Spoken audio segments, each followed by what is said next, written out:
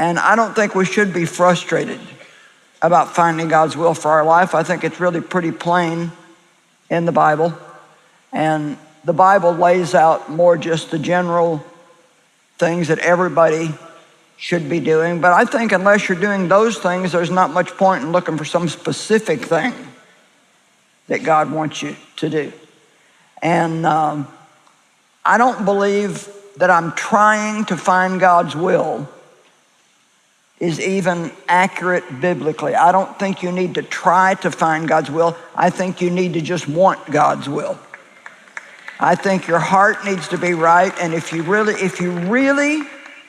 truly want what God wants, and you're willing to do whatever God asked you to do, then God will guide you into his will.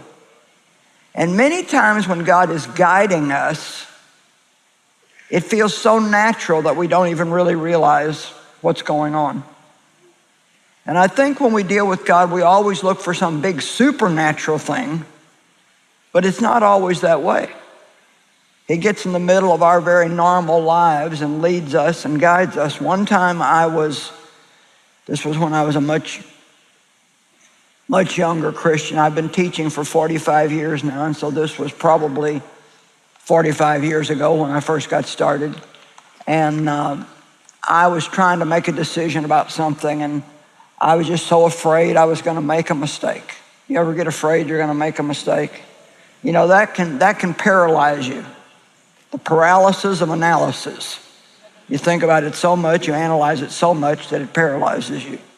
And that's because we're afraid of making mistakes. But you don't have to be afraid of making mistakes. That's one of the things I want to help you get over today, is don't be afraid of making mistakes. If your heart is right and you make a mistake, God will somehow take that and work it out for good and work it back into the plan for your life. And somehow or another, it'll never, ever be a problem.